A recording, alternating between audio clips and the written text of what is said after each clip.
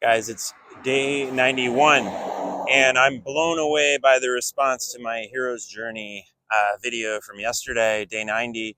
I got something like 175,000 views in the first 24 hours. Me talking about the pain I endured and the guy who pulled out 45% of my AUM, basically 10 days into my whole open door uh, journey, and how much that sucked and how much it was bad for him. I mean, he basically left millions and millions on the table by doing that.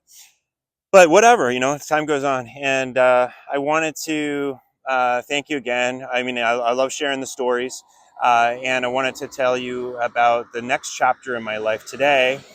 And it doesn't mean any of the current chapters are closing, like Open Door or EMJ Capital. But hey, I'm here in front of 26 Park Lane Circle. So I've just down the street from Drake's and Gordon Lightfoot's. And this place is also one that I've filmed before, because remember, they've got their own Bell telephone here, but they've covered it up for the winter. But this house is the old house of Conrad Black's, and Conrad is a guy who I admire. I think he's one of the top conservative minds in the world. Doesn't live here anymore. But this sort of house, he lived in the bridle path for a bunch of years, and basically was the symbol of Canadian power, Canadian institutions, certainly money, and like everything that sort of the old power system and power structures used to stand for.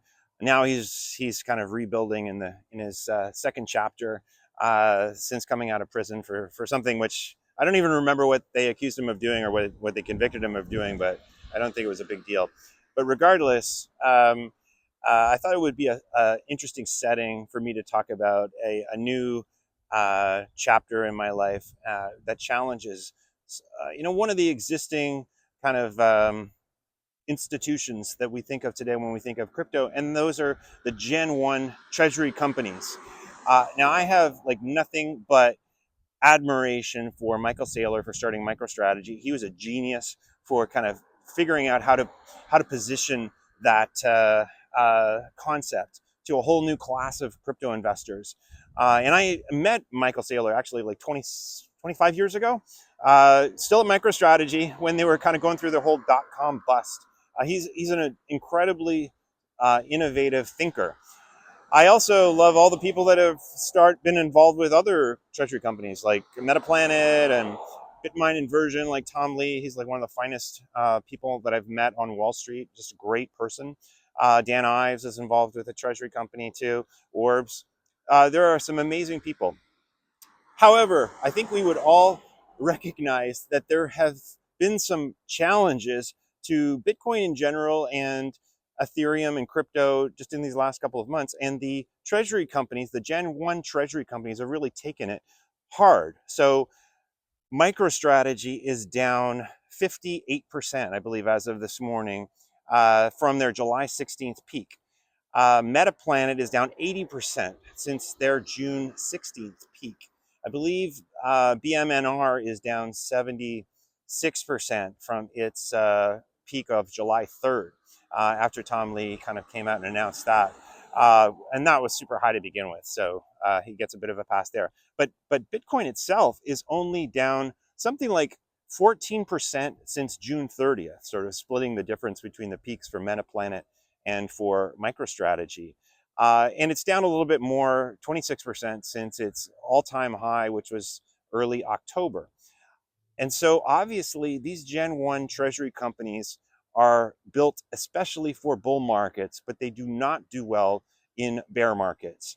And I was approached in the summer by some folks who said, hey, don't you want to start a Bitcoin treasury company too, Eric? Everybody else is doing it. And I said, you know what? I don't think so, because I don't understand how to differentiate them. Um, because they all just raise money from public market investors and immediately put them into buying whatever it is, Bitcoin or Ethereum or some other currency. And so I said, but I would be interested in doing what I think of as a Gen 2 treasury company. And that's what I'm going to be calling EMJX. And it's going to start trading as a public stock that you can buy. It's going to be on either NASDAQ or the New York Stock Exchange. So a major US board that you can buy this stock on starting sometime in December, if all goes well, if assuming the capital markets continue to comply. But it's taken 6+ months of work to kind of get to this stage. EMJX, I think of as being my 1,000 bagger idea. And it doesn't mean I'm going to sell any of Open Door. I'm not selling any of my other rising dynasty stocks. EMJ Capital is going to continue to operate as a hedge fund, owning those types of stocks, looking for future 100 baggers. But I think EMJX is a potential 1,000 bagger. And what's different about it is that it will be a multi-asset. So it's going to hold Bitcoin and Ethereum and some other coins, which I'm going to call Carvana coins, meaning that they are, a smaller share, probably only 5 to 10% of the total assets that we raise, but undervalued Carvana-like coins that we think have material asymmetric upside possibilities. Secondly, the biggest differentiator is going to be our use of AI and the AI models we have created over these last 4 years that are proprietary to us, which will tell us and guide us when to dollar cost average into certain positions like Bitcoin and Ethereum. Is it right to buy Bitcoin today or wait a couple of weeks and only purchase then when we raise fiat from our investors? And secondly, and more importantly, how do we hedge the value of our treasury going forward? We obviously there will be ups and downs. I believe with Michael Saylor and Tom Lee in the long-term view that I think Bitcoin is going to go to 50 million plus per coin, and I think that Ethereum long-term is going to go to 1.5 million. But between now and then, there will be bouts of volatility like we've seen in these last couple of weeks.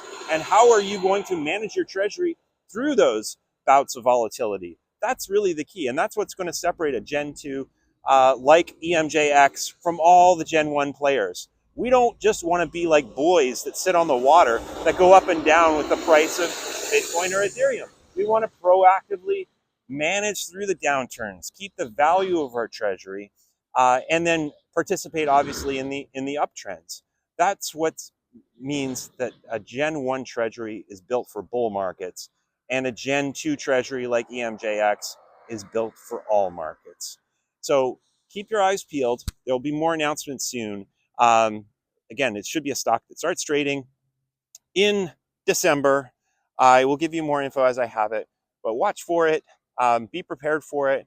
Obviously, like I'm super biased and believe in it.